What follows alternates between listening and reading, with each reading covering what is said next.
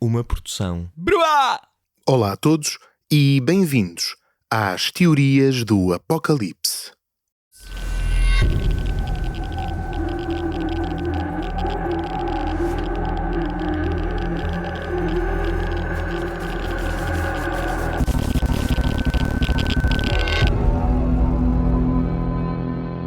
Se gostarem do Teorias do Apocalipse, do Teorias da Conspiração ou do Teorias do Esoterismo, podem gostar dos 3, ou só de um, ou até de 2, quem sabe. Considerem apoiar estes programas em patreon.com/bruapodcasts, onde terão acesso a conteúdos exclusivos e a comunicar diretamente comigo e com outros ouvintes.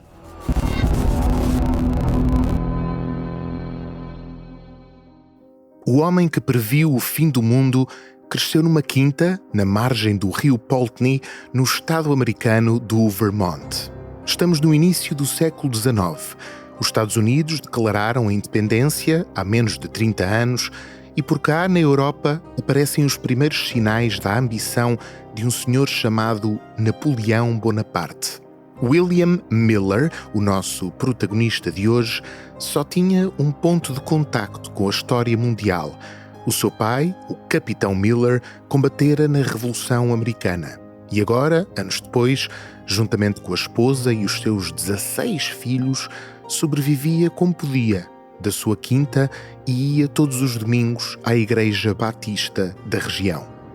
O pequeno Miller cresceu no meio desta pobreza material, mas com uma enorme riqueza intelectual. Por influência da mãe, acabou por aprender a ler e reza a lenda que gastava as velas todas da família a devorar, noite dentro, todos os livros que conseguia encontrar. Contudo, já em jovem adulto, parece ter vivido uma fase de rebeldia. Voltamos a encontrá-lo na pequena cidade de Poultney, onde casou com uma senhora chamada Lucy Smith e acabou por afastar-se da espiritualidade dos pais e descobrir a, digamos, moda religiosa e intelectual da altura, o deísmo, isto é, a crença num Deus criador que, apesar de ser o grande arquiteto do universo, não intervém nos assuntos dos homens. Ora, nesta altura, intelectual que se prezasse, não acreditava nas superstições das milhares de pequenas igrejas cristãs que nasciam pelos Estados Unidos, numerosas como cogumelos, aproveitando-se da credulidade dos mais pobres, e Miller queria muito ser um intelectual. Diz-nos Wayne R. Judd, num dos ensaios do livro The Disappointed, Millerism and Millenarianism in the 19th Century, ou seja, os desapontados, millerismo e milenarismo no século XIX. Miller escreveu, como deísta, acreditava num Deus, mas não podia crer que a Bíblia era a sua palavra. Miller sentia-se ofendido não só com as contradições e inconsistências da Bíblia, mas também com a história de sangue, tirania e opressão na qual os maiores sofredores eram as pessoas comuns. Acreditava que a religião era um sistema de artifícios e não de verdade. O jovem Miller sentia-se ainda ofendido por um Deus que inspirara um livro incompreensível, mas que castigava aqueles que não o compreendiam.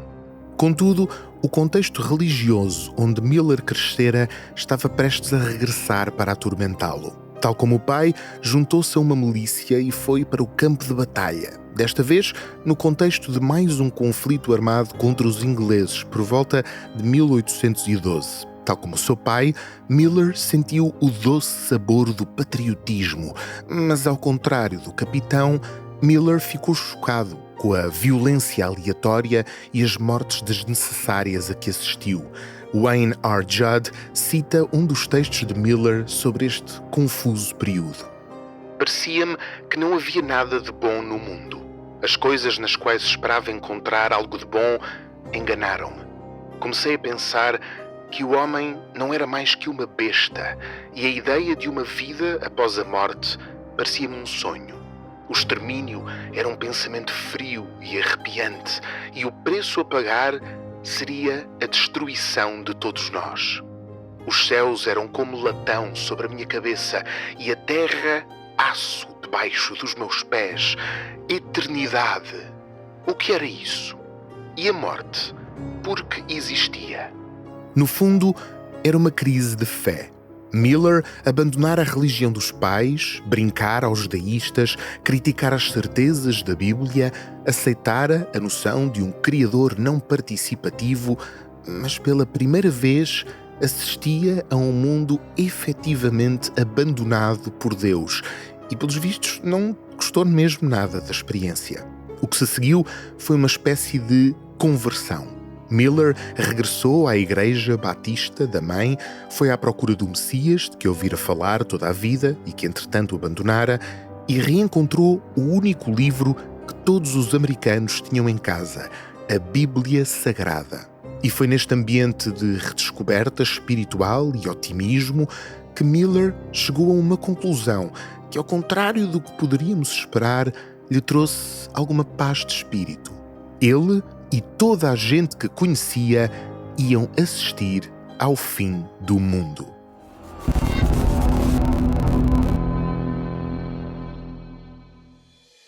Ora bem, dedicámos tanto tempo a falar dos altos e baixos da fé de William Miller, não só para percebermos um bocadinho melhor a sua personalidade, mas porque é importante para o que se segue.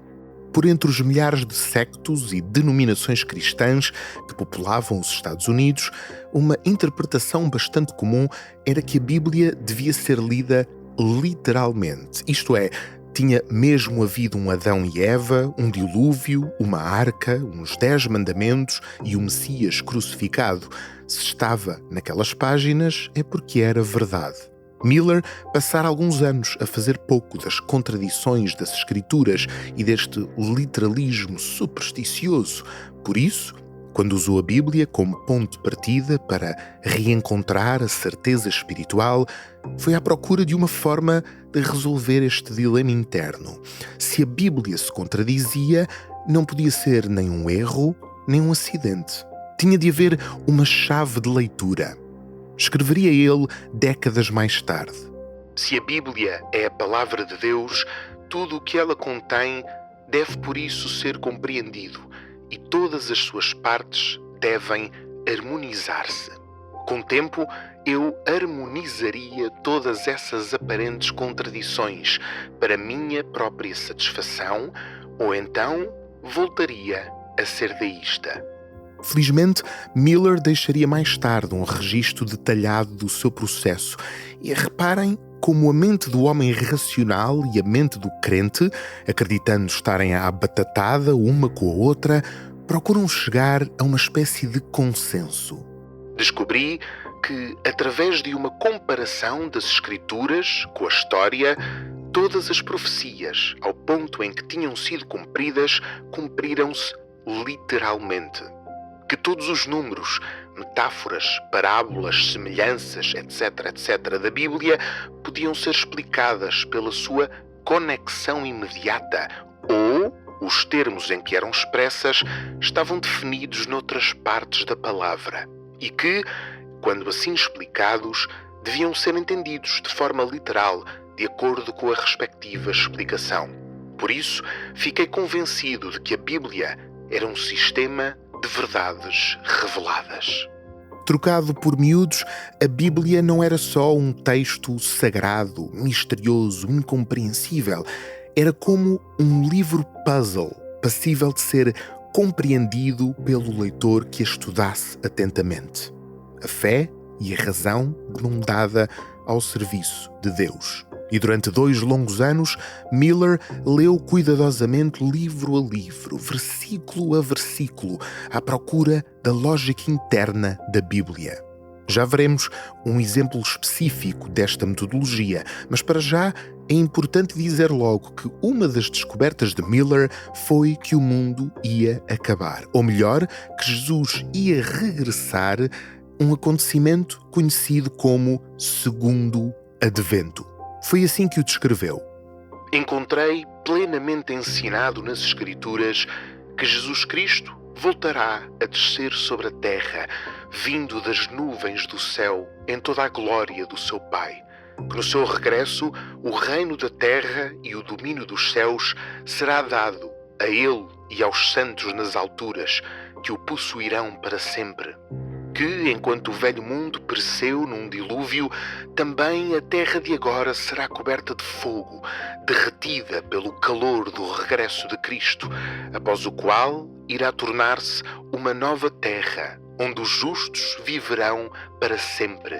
Que, com este regresso, os corpos de todos os justos já mortos irão erguer-se novamente, e todos os justos ainda vivos se tornarão incorruptíveis, atingindo um estado imortal, e que todos irão reunir-se para conhecer o Senhor no céu e reinarão com Ele para sempre esta terra regenerada.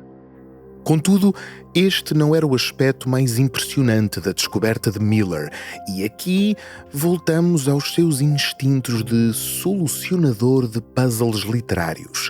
A certa altura, Miller chegou a um versículo particular do livro do profeta Daniel e que diz assim: Vi um santo que falava, a quem um outro santo perguntou: Quanto tempo durará o que anuncia a visão a propósito do holocausto perpétuo, da infidelidade devastadora, do abandono do santuário e do exército dos fiéis calcado aos pés?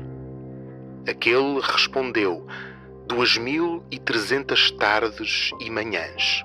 Depois disso, o santuário será restaurado.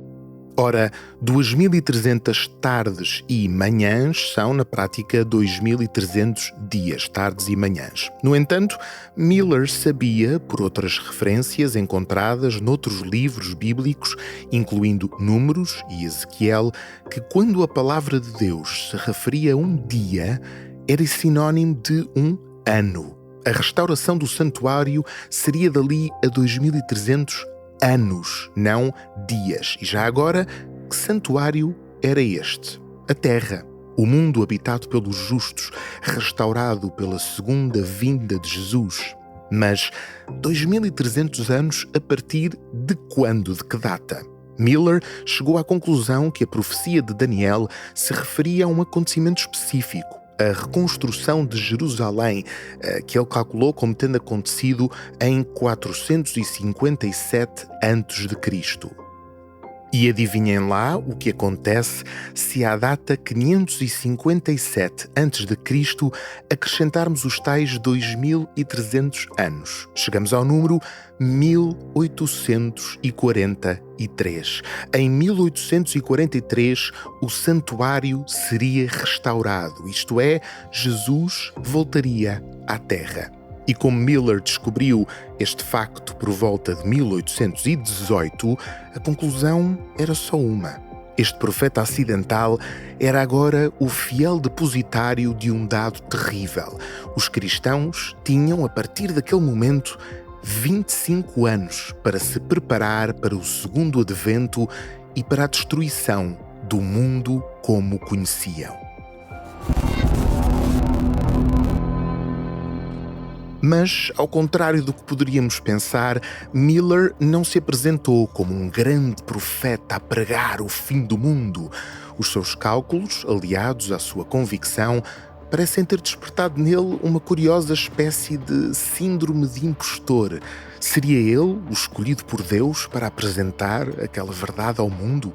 Ele, um mero ex-soldado do Vermont, proprietário de uma quinta sem qualquer experiência de pregação? Só no início dos anos 30, uma década depois do seu momento de eureka bíblica, é que Miller ganhou coragem para começar a pregar o segundo advento, maioritariamente como convidado de outras igrejas e congregações. A sua motivação era bastante simples. Se o mundo ia acabar em menos de 15 anos, era preciso salvar todas as almas possíveis, independentemente do secto cristão a que pertencessem. No fundo, o Apocalipse ia unificar todos os cristãos. Voltamos a Wayne R. Judd. Ao contrário de outros sectos cristãos do século XIX, o movimento de Miller não se apelidava de a verdadeira igreja. O próprio Miller aconselhava os seus convertidos a voltar às suas congregações, sem nunca favorecer nenhuma denominação cristã. O seu objetivo não era dividir as igrejas. Não se via a si mesmo como uma aberração teológica, mas sim como alguém que pregava verdades bíblicas aceitáveis a todas as igrejas. O sectarismo era o inimigo da sua mensagem. Por isso, mais que um profeta acidental, Miller era um profeta, quanto muito, involuntário, pregando uma mensagem mais importante que o seu próprio bem-estar e que pairava sobre as quesílias que costumavam dividir os cristãos americanos. Deu corda aos sapatos, largou a quinta, onde vivia com a mulher, e começou a correr a costa este dos Estados Unidos, de Nova York até ao sul do Canadá, apregoando o segundo advento. E com o tempo reuniu alguns fiéis e seguidores, eventualmente chamados de Milleritas, por causa de William Miller, claro. Aquilo que mais convencia estes Milleritas, estes recém-convertidos, não era a análise matemática que Miller fizera da Bíblia. Era a sinceridade daquele pastor amador, cuja convicção, um pouco patusca até, compensava a falta de talento oratório. Segundo a biografia de Miller, disponível no site Adventist's Encyclopedia, uma espécie de Wikipédia da Igreja dos Adventistas do Sétimo Dia americanos, para fundador de um grande movimento religioso, a aparência de Miller era bastante simples, até banal. A. Sawin, que diz ter assistido a uma pregação de Miller em Boston, notou os seus membros a tremer e a voz a falhar. Um testemunho surpreendente da sinceridade do seu coração. Um estudo da caligrafia de Miller demonstra que sofria de algum tipo de doença degenerativa, materializada em tremores. Outro espectador descreveu como falando de forma clara e animada, muito feliz nas imagens que evocava e atraindo a atenção de uma grande audiência por mais de 2 horas. Ellen Harmon White lembra-se de o ver erguer as mãos aos céus e exclamar: "Obrigado, Senhor, eu louvo o teu nome sagrado." A seguir, continuava White, uma onda de gratidão atravessava a congregação. Todos os corações se alegravam e a face do pregador iluminava-se com a glória de Deus.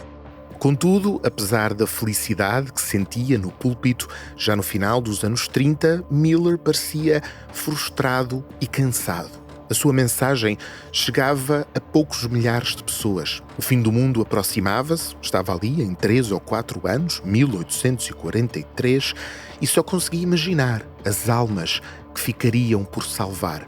Foi aqui que entrou J. V. Himes, o homem que viu Miller pregar na cidade de Boston e decidiu transformá-lo numa estrela. Continua a Adventist Encyclopedia. Ao mesmo tempo que Miller dava as primeiras palestras em Boston, Himes não perdeu um segundo. Começou a usar a imprensa para transformar o que até então fora uma série de pregações num movimento coeso. Depois de lançar o primeiro jornal adventista Signs of the Times, ou seja, Sinais dos Tempos, em fevereiro de 1840, Himes persuadiu os impressores Down & Jackson a comprar ações no jornal e republicar o primeiro número em formato livro. Himes expandiu o arsenal de publicações, valendo-lhe entre os seus inimigos a alcunha de Napoleão da Imprensa. Foi através deste meio de comunicação que Miller ganhou a sua influência mais significativa, despertando ardentes admiradores e detratores vociferantes. Se Miller trazia a convicção mais profunda, Himes trazia os conhecimentos de marketing. Graças a ele, o profeta do segundo advento tornou-se uma estrela, quase um produto. Multiplicaram-se os jornais, revistas e até postais com as ideias de Miller. Uma litografia com a sua cara era vendida por 25 cêntimos no final de cada culto. E já em 1842, os Milleritas montaram a Great Tent, a maior tenda de pregação dos Estados Unidos, com uns impressionantes 36 metros de diâmetro e onde havia lugar para 4.000 pessoas. Os números são difíceis de calcular e as fontes divergem, habitualmente recusando-se a avançar com um valor definitivo, mas é certo que dezenas, talvez centenas de milhares de milleritas ouviram Miller discursar sobre o fim do mundo. Ou, mais precisamente, discursar sobre um fim do mundo que estava mesmo prestes a acontecer. E agora sim chegamos a 1843, o ano da verdade. Os milleritas aguardavam com a maior das expectativas, comportando-se exatamente como imaginamos alguém comportar-se caso não haja amanhã. Mas vale a pena analisar mais de perto o que é que isto significa na prática. O livro que citámos há pouco, o tal The Disappointed, tem um anexo fascinante, reunindo longos textos de milleritas da altura. Por exemplo, aqui ficam as palavras de um senhor chamado Luther Boutell, um millerita do Massachusetts, sobre o maravilhoso período de antecipação vivido em 1843. Os atos dos adventistas demonstravam a sua inquestionável fé e honestidade, e à medida que se aproximava a data, todos ficaram entusiasmados. As colheitas ficaram por fazer, já que os proprietários acreditavam nunca vir a precisar dos seus frutos. Os homens pagavam as suas dívidas. Muitos venderam as propriedades para ajudar outros a saldar as suas próprias dívidas, já que não o podiam fazer sozinhos. O gado foi abatido e a carne distribuída pelos pobres. Mas mesmo neste ambiente de festa, em que toda a gente tratava das suas derradeiras obrigações, Miller enfrentava um problema sério. Até aqui fora bastante vago nas suas previsões, dizendo sempre que o segundo advento aconteceria por volta de 1843, sem especificar um mês ou até um dia. Mas quando o ano efetivamente chegou, começaram a exigir-lhe dados mais precisos. Foi aqui que se iniciou a sua lenta e inevitável derrapagem. Em janeiro, Miller estabeleceu um intervalo temporal específico. O segundo advento aconteceria entre 21 de março de 1843 e 21 de março de 1844, esticando o limite temporal 3 mesinhos mais para a frente. A cada dia que passava, mais milleritas vendiam as casas, despediam-se dos amigos, soldavam dívidas, ouviam-se livres das suas posses e Jesus Cristo nem vê-lo. Chegado o dia 22 de março de 1844, a data limite, Miller foi forçado a admitir que errara as suas previsões. E, no entanto, surgiu uma última hipótese na forma de um homem chamado Samuel Snow. Ora, este Snow é por si só uma figura curiosa. Ele dedicava a sua vida de jornalista do Boston Investigator a escrever artigos críticos dos novos movimentos religiosos. Era uma espécie de séptico dedicado a fazer debunking das afirmações de pregadores como Miller. Isto até o ouvir falar do segundo advento, deixar-se impressionar pela sua lógica e acabar convertido ao millerismo. Foi este Snow, este antigo debunker, quem deu aos milleritas um novo fôlego, um último suspiro. É que Miller, reparou ele, tinha usado nos seus cálculos o calendário gregoriano e não o antigo calendário judaico. Corrigidas as discrepâncias, o fim do mundo ganhava uma nova data, 22 de outubro de 1844, 7 meses depois da data limite estabelecida por Miller. E por esta altura, depois da data original ter chegado e passado, e depois desta correção, meio rigorosa, meio conveniente, muitos fiéis mantiveram-se, fiéis, passa a redundância. Voltemos ao tal anexo do livro para ler um pouco de um panfleto chamado As Experiências do Advento de Henry B. Bear, um convertido ao millerismo natural da Pensilvânia. Preparámo-nos para o acontecimento tão esperado. Livrei-me de todo o meu dinheiro, com exceção de $80. Coloquei-os sobre a mesa, tranquei a porta de casa e dei a chave ao meu vizinho para que a pudesse dar aos meus familiares. Era nossa convicção que estávamos a deixar a nossa casa para nunca mais voltar e fomos ter com outros adventistas a 3 milhas de distância, num local onde os mileritas tinham combinado encontrar-se e esperar a chegada do Senhor dentro de 24 horas. Ou pelo menos, assim acreditávamos. Histórias como estas repetiam-se por toda a América, semana após semana, mês após mês, entre janeiro de 1843 e o tal outubro de 1844. A ordem dos acontecimentos era sempre a mesma. A possibilidade de uma nova data, a despedida do mundo, a deceção, o ajuste de parâmetros e a possibilidade de ainda outra data, mediante um qualquer critério minimamente credível, como a confusão entre calendários. No entanto, outubro de 1844 parece mesmo ter sido o limite. O movimento não aguentou mais malabarismos lógicos. Jesus Cristo não desceu dos céus e gerou-se nos mileritas o sentimento que, mais tarde, os historiadores apelidariam de grande desapontamento.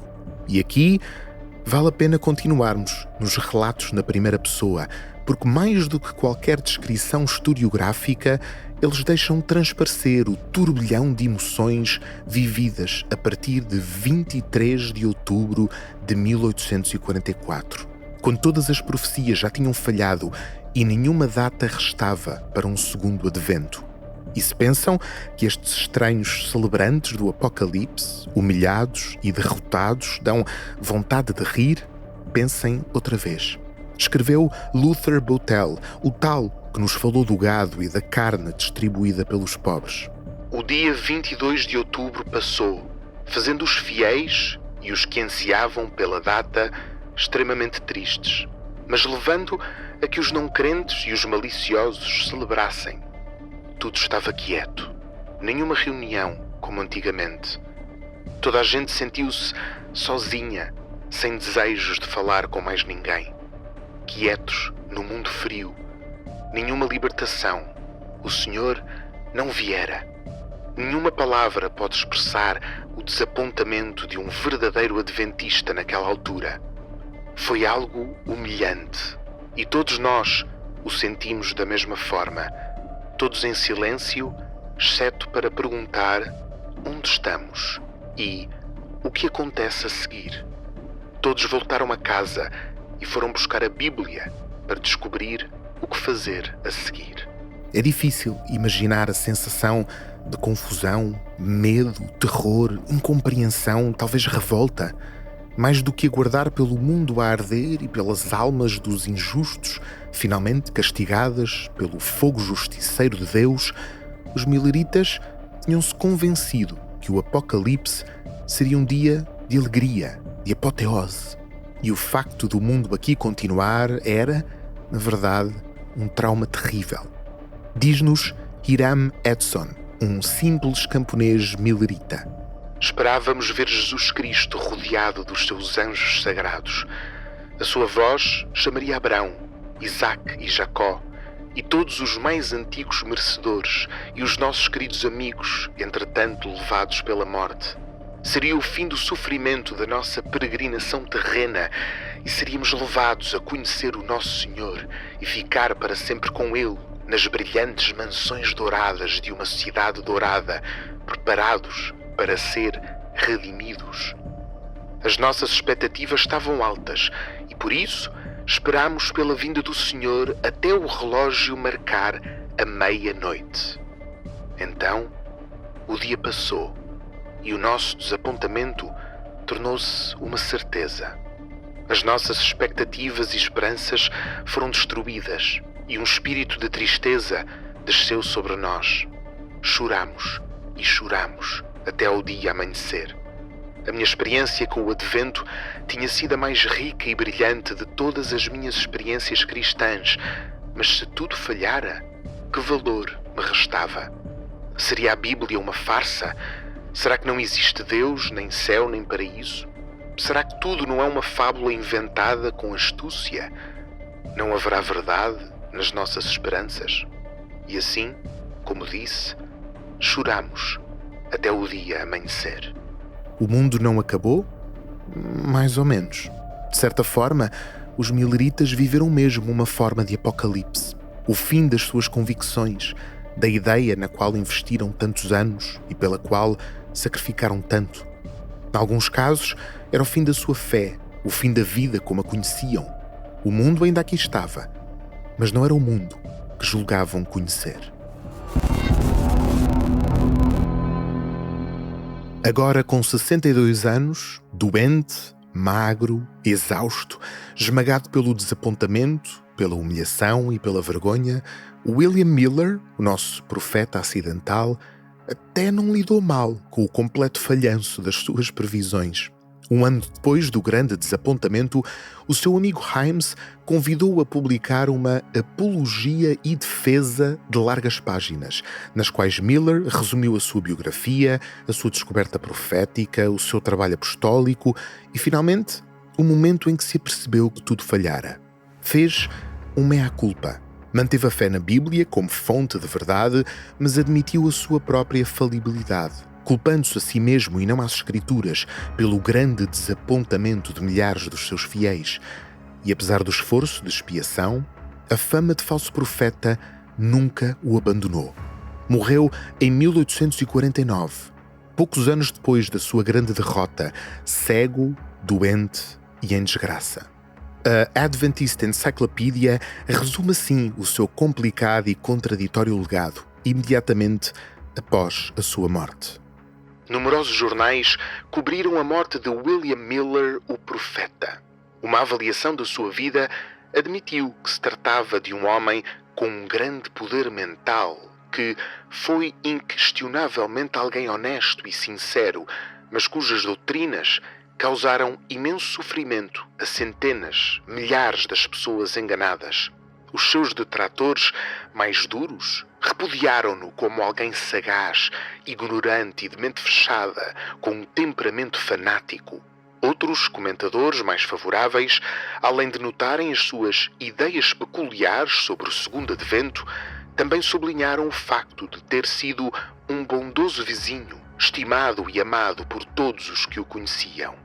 No fundo, bom rapaz, sim, talvez algo estúpido, vítima da sua ingenuidade, ou então mesmo um fanático que arrastou consigo milhares de inocentes. Ou então, em pleno século XXI, quando já nos habituámos a histórias de líderes de cultos malucos, de profecias falhadas, de religiões excêntricas e de profetas autoproclamados, Miller pode parecer-nos apenas e só uma figura trágico-cômica que acreditou num óbvio disparate e desperdiçou a sua vida estupidamente e a de tantas outras pessoas.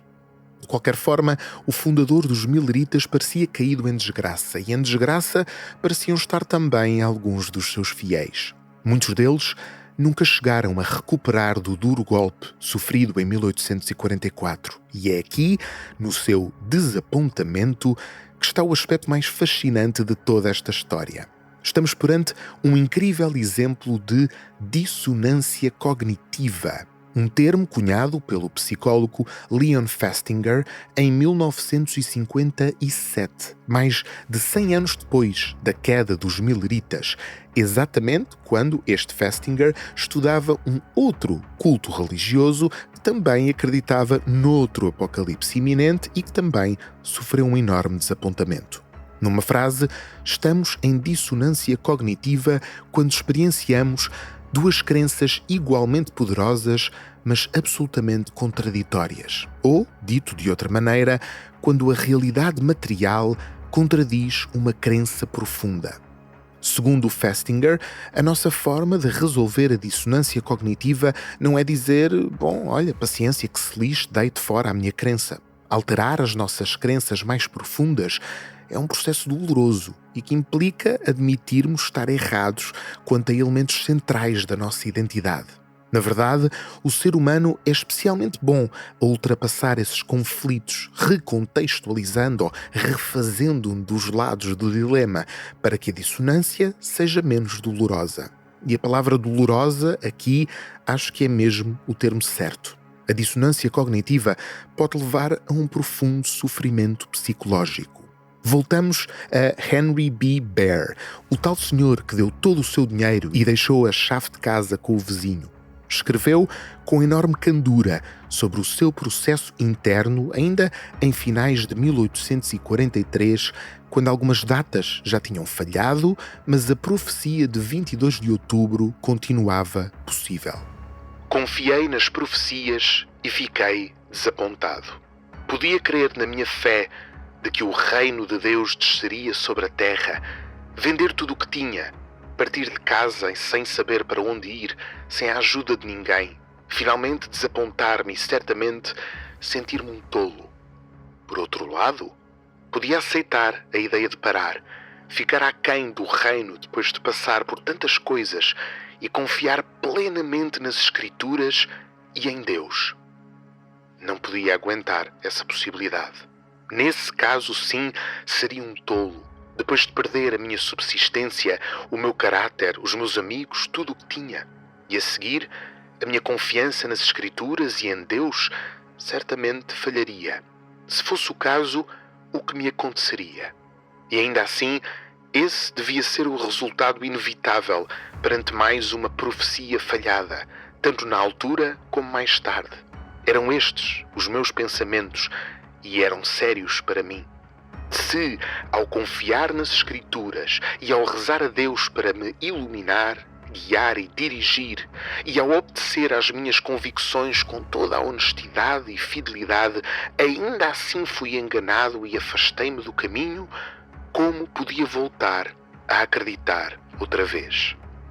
Aqui está alguém absolutamente mergulhado na confusão da dissonância cognitiva, vivendo o terrível dilema entre aquilo que acredita e aquilo que vê com os próprios olhos. Como resolver este problema? Na verdade, o movimento adventista conseguiu. O sempre interessante canal de YouTube Useful Charts tem um fascinante vídeo sobre as histórias de várias igrejas e sectos cristãos americanos, em particular os adventistas, no qual desenha a árvore genealógica destes vários movimentos e demonstra como muitas igrejas que existem ainda hoje são descendentes diretas destes mileritas do segundo advento. No fundo, cada crente resolveu a dissonância cognitiva como pôde, e o resultado foram novas formas de adventismos. Diz-nos John H. Martin, autor de Saints, Sinners and Reformers, sobre os movimentos religiosos americanos da altura. Alguns abandonaram a igreja de vez, outros juntaram-se aos Shakers, outros continuaram a acreditar num fim do mundo iminente e juntaram-se a novos grupos adventistas que começaram a nascer. Entre estes últimos estava o secto adventista liderado por Hiram Edson, que, em 23 de outubro de 1844, teve uma visão na qual viu claramente que os acontecimentos de 22 de outubro de 1844 não tinham sido o fim, mas sim o princípio do fim. A sua visão indicava que Cristo tinha vindo a dia 22, mas não da maneira esperada. O evento ocorrera no céu e, por isso, o livro de Daniel acertara nas suas profecias. Estes crentes formaram a Igreja Adventista do Sétimo Dia, abandonando o culto ao domingo e preferindo o sabá judaico, tal como prescrito pela Bíblia. E sim, este Hiram Edson é o mesmo que conhecemos há pouco, o tal que chorou até ao amanhecer e que aqui parece-nos a tentar reescrever a sua própria narrativa, a sua própria crença, para poder mantê-la e preservá-la de alguma forma.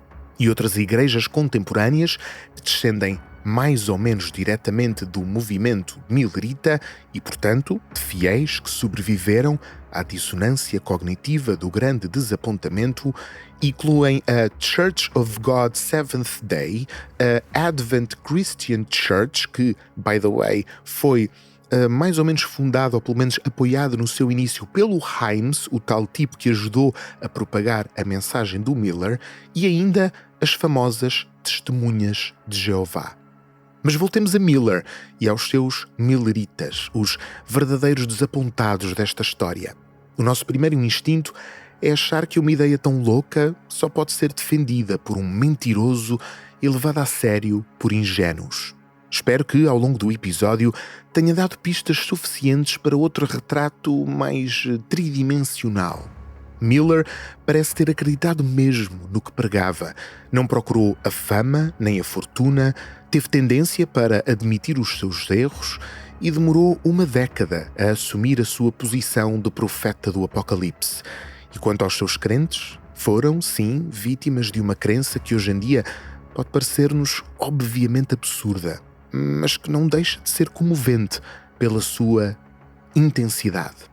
Estas pessoas, condenadas a viver numa cultura onde o segundo advento não era apenas possível, mas provável, acreditavam mesmo naquilo e, por isso, o seu sofrimento não as torna tontas, torna-as humanas. E há que aprender com elas e tentar ser menos literais. Entender que todos nós, à nossa maneira, podemos sofrer de dissonância cognitiva. Todos nós, à nossa maneira, investimos mundos e fundos em adventos futuros que por vezes nunca chegam. Acreditamos em profecias autoimpostas, aparentemente irracionais, e perante o grande desapontamento, mais depressa reformulamos o nosso erro do que o abandonamos por completo. Afinal, a relação romântica pode funcionar. Para o ano, eu e a outra pessoa mudamos mais um bocadinho e o romance pode voltar às nossas vidas. Afinal, a empresa não é assim tão má e para o ano, sempre para o ano, receberei o merecido aumento. Afinal, a minha família não tem problemas assim tão graves. Para o ano, quando as coisas acalmarem, vamos todos dar-nos melhor. Tudo para que possamos sobreviver incólumes ao fim do nosso mundo emocional. Podem não acreditar num regresso literal de Jesus Cristo, mas já pensaram em que advento acreditam? E o que vai acontecer se, ou quando, ele não acontecer? Daqui a 15 dias temos mais um episódio do Teorias da Conspiração. Até à próxima. Podem aprofundar os temas tratados e consultar algumas das fontes utilizadas nos links úteis na descrição deste episódio. Se gostaram deste podcast, deem-nos uma classificação de 5 estrelas no iTunes e no Spotify para nos ajudar a chegar a mais ouvintes e acompanhem-nos também no YouTube e em todas as plataformas de podcasts e, claro, partilhem com familiares e amigos. Até à próxima!